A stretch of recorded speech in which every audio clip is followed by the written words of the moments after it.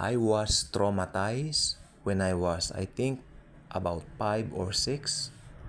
There was this old man, matanda, na nagbiro sa amin. Naglalaro kami, we're playing on the street. At this old man passed by. As he passes by, yung mga kasamahan ko mga bata, parang, syempre bilang mga bata, nature namin na yung parang palabiro, ganon, binibiro-biro siya. Then this old guy, this old man, lahat kami sinabihan, ipapakulam ko kayo sa matanda. Natakot ako. I was 5 or 6. Imagine that. Kung paano magto-traumatize matotrauma or magkakaroon ng trauma experience ang isang ganung edad na bata kapag ka nakarinig niyan. Dahil during that time, marami na rin ako nababalitaan sa mura kong edad na mga kinukulam. In fact, may balita yung isang kilala namin, kumare ng mother ko, namatay daw ito sa pangungulam. Totoo po ba ang kulam? Simple lang ang sagot, yes. Sapagkat ang kulam, ang nasa likod nito ay demonic force. Okay, kayo po ay pumanatag na kung ikaw ay believer. Kung kayo po ay mananampalataya ni Jesus like me, like tayo, mga born again Christians, pumanatag na po tayo. Hindi po tayo tatalaban ng kulam. Maliwanag po sa aklat ng Galatia, Kabanata 3, okay, na lahat ng sumpa kinuha na ng Panginoong Jesucristo sa kanyang katawan. Jesus got it all. Sa kanyang katawan. Lahat ng sumpa. At yung pangungulam na yan, curse yan. Meron pong mas mataas na level yan. Ang tawag po nila barang.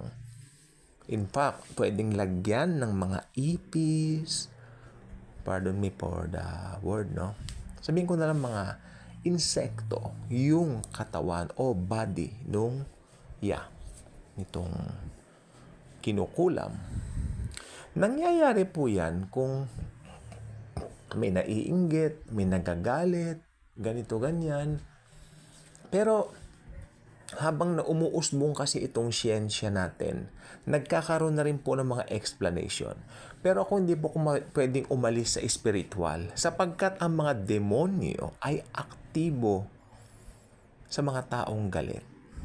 Kaya tignan po ninyo, yung mga wordings ng mga nanunumpa, nagkakatotoo. Yung tipong may kilala po kami isinumpa ng magulang, kawawa ang buhay. Meron po kami mga kamag-anak, piling ko, isinumpa rin ng isang mahal sa buhay, kawawa rin ang buhay. Sapagkat itong mga ito niloko nila yung nagpaaral sa kanila, parang piling ko isinumpa sila. Tipong gano'n. Yan, ang buhay nila parang chain reaction. Nauulit. Hindi po sila believer. So, I'm so sad to tell you that. And, yan, ang kulam, balikan po natin, sabagat ito po ang main topic natin.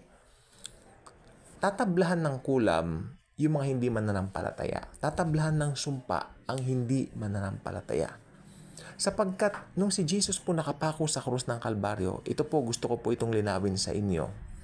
May nagsasabi kasi ibang turo, yung mga extreme, no, na mga turo, sabi nila, pag tinanggap mo si Jesus, pinatawad na ang kasalanan mo. Pero hanggang doon lang, parang ganun lang ang kanilang turo. Hindi nila itinuturo na bukod sa pinatawad na ang kasalanan mo, ginawa ka pang healthy, ginawa kang blessed, at ito po, tinanggal na lahat ng sumpa mo. Yes, lahat ng sumpa ng mananampalataya natanggal na. If you are a believer, may kinatatakutan ka, just go to the Lord, talk to Him. Dahil ang Panginoon mas concern doon sa mga concerns mo.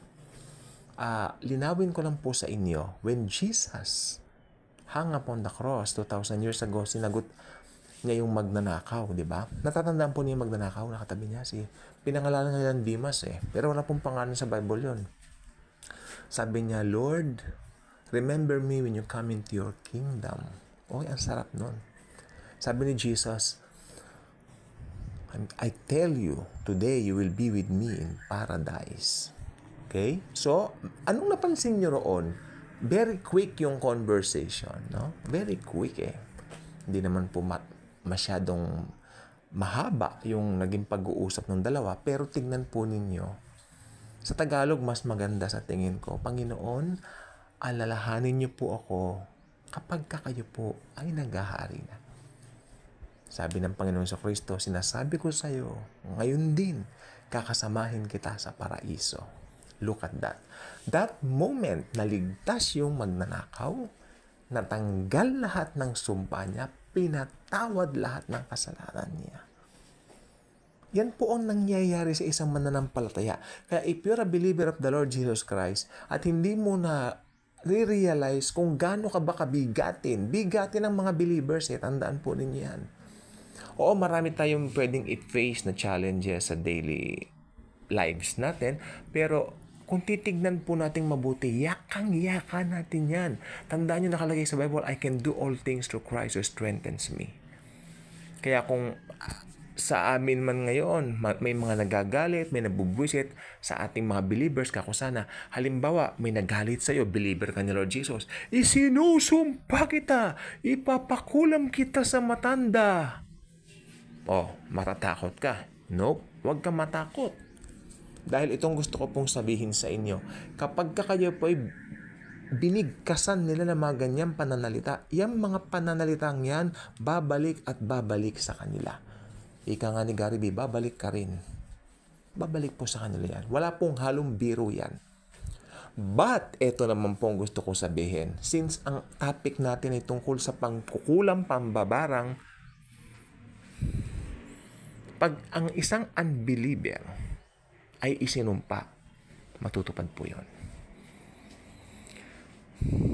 Pag ang isang hindi mananampalataya ni Jesus ay isinumpa, matutupad po yan. At kapag ang isang hindi believer ni Jesus ay kinulam, makukulam yan, mababarang yan.